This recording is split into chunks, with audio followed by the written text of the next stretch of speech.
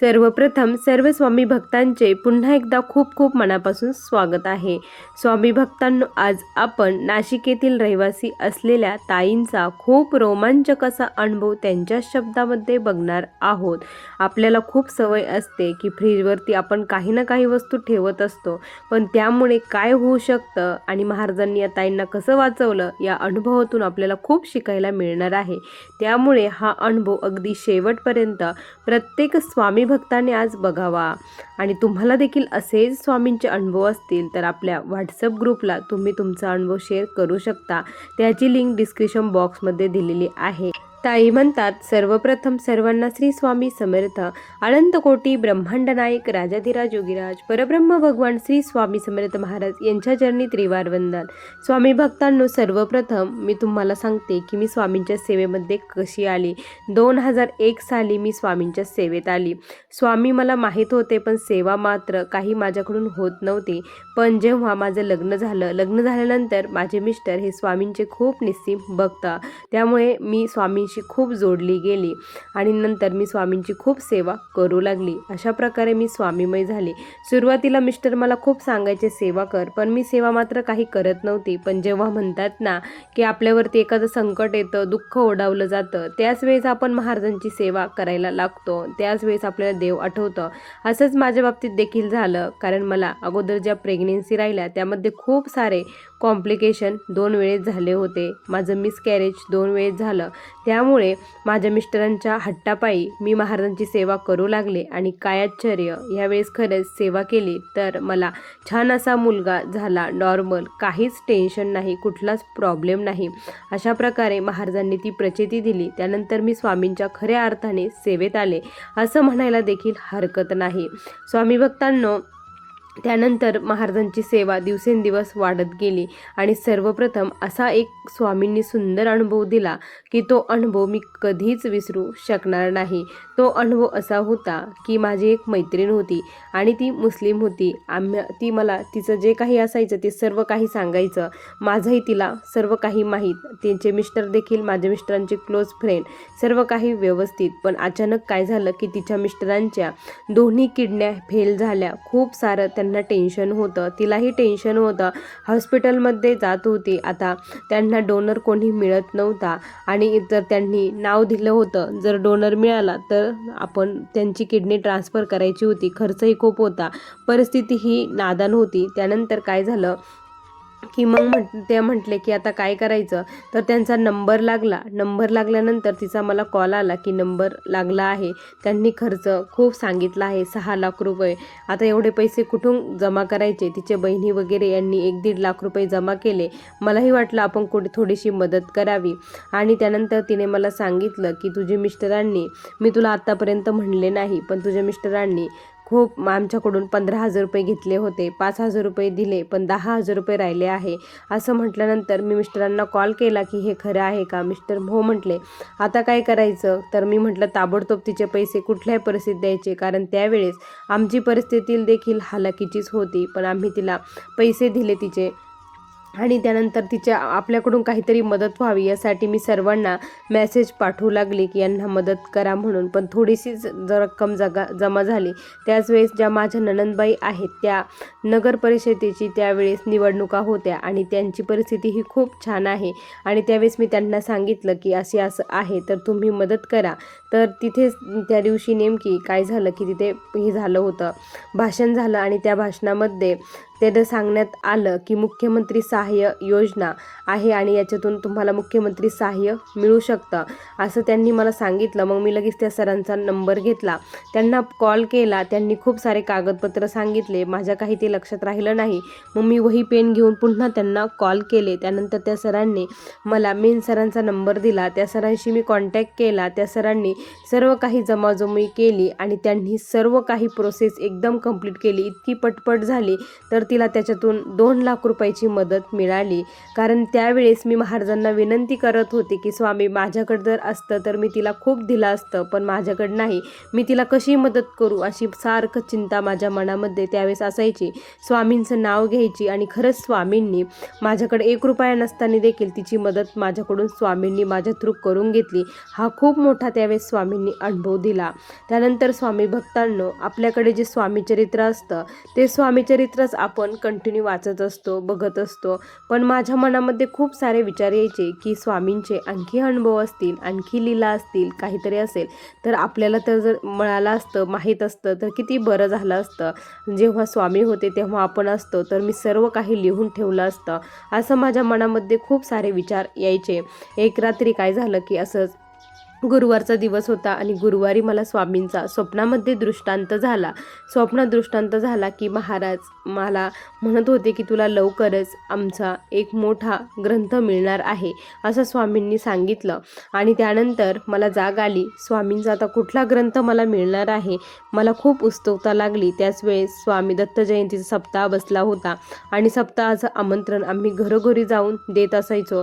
घरोघरी जे कोणी असायचं त्यांना आम्ही आमंत्रण देत असायचो. आणि असंच माझा मित्र आणि मी आमंत्रण देत असताना संध्याकाळ झाली, संध्याकाळचे 8 वाजले. खूप दिवसभर थकलो होतो आणि खूप सणांनी आम्हाला अन्नधान्य वगैरेही दिलं होतं सप्ताहासाठी, ते घेऊन आम्ही चाललो होतो. आणि काय झालं की एका ठिकाणी मी म्हटलं आता एक घर घेऊ आणि घरी जाऊया, तर माझा मित्र म्हटला नको, पण माझ्या मनातून काय महाराजांनीच मला तिथं खेचून नेलं असं म्हणायला देखील हरकत नाही. आम्ही म्हणजे तिथे लिफ्ट देखील नव्हता, 4थ्या फ्लोअरवरती गेलो. तिथे गेलो, दरवाजा वाजवला, ते बाबांनी दरवाजा उघडला. ते म्हटले आम्ही तुमची केव्हाची वाट बघत होतो, आलात का? मला काही कळेनाच हे का बरं आमची वाट बघत होते, यांना काय माहीत आम्ही येणार होतो. आम्हाला वाटलं की कोणीतरी फोन करून सांगितलं असेल की आम्ही येत आहे म्हणून यांना कळलं असेल.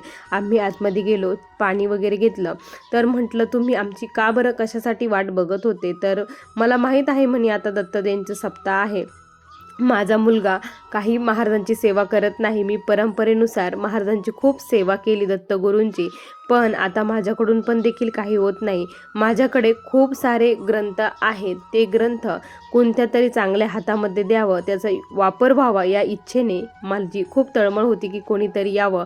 आणि या सप्ताहाच्या निमित्ताने घरी कोणीतरी येणार हे मला 100% माहीत होतं. आणि त्यांनी माझ्या हातावरती ते सर्व काही ग्रंथ ठेवले. ते बघून मला खूप आनंद झाला की खरंच महाराजांची एक अंतःकरणापासून जर त्यांना आपण विनवणी केली, काहीतरी तळमळ केली, तर महाराज ती इच्छा लगेचच पूर्ण करतात. हा माझ्या मिस्टरांसोबत अनुभव घडला. आणि ते साहित्य घरी घेऊन आले, महाराजांच्या फोटोसमोर ते साहित्य ठेवले.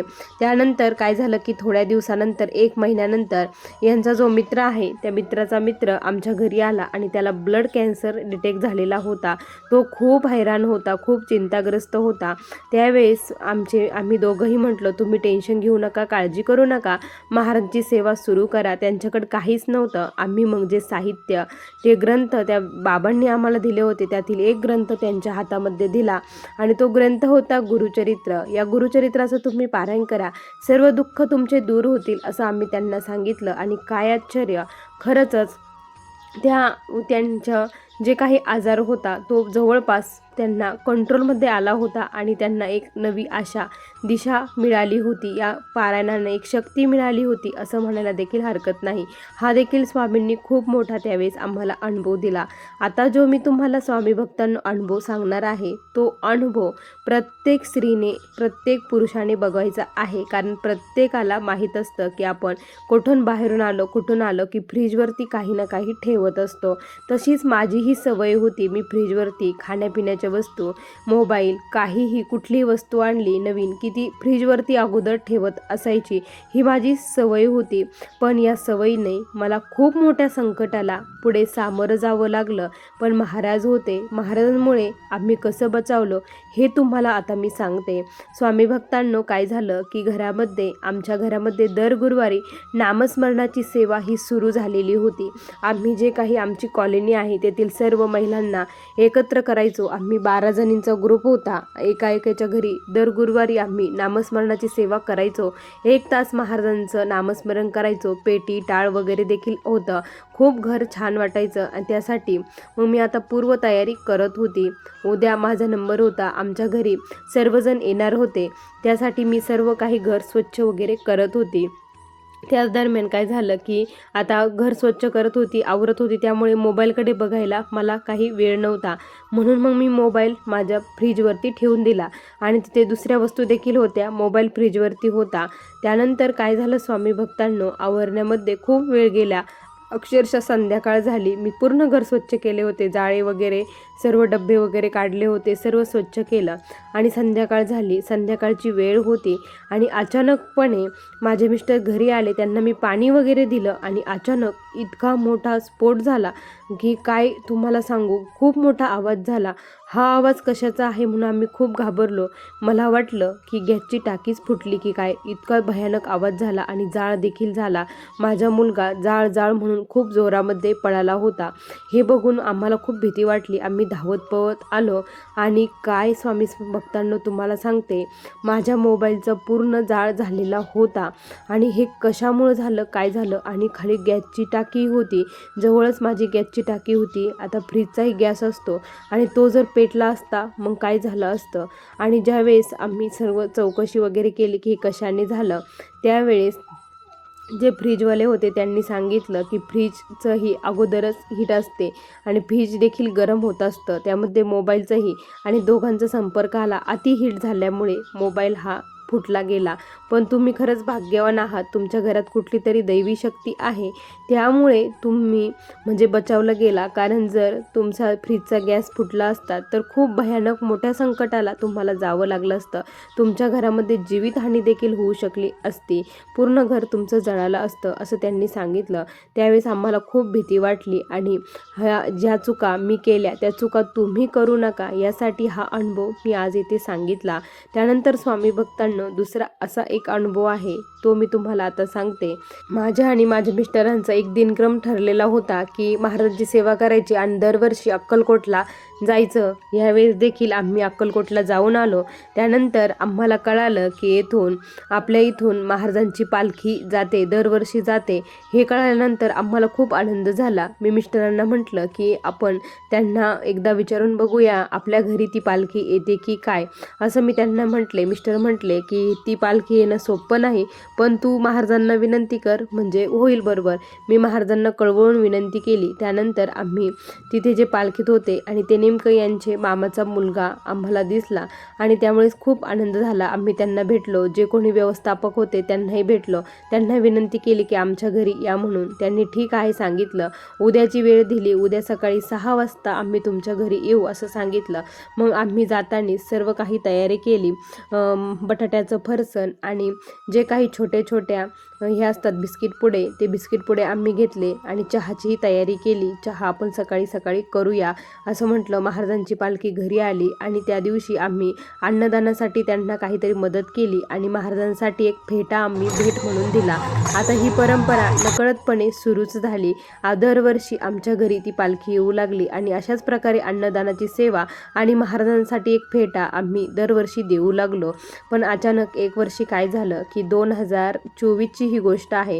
2024 साली काय झालं स्वामी भक्तांनो की आमची जे काही सासरे होते ते एक्सपायर झालेले होते. त्यांना 13 दिवस देखील झालेले नव्हते.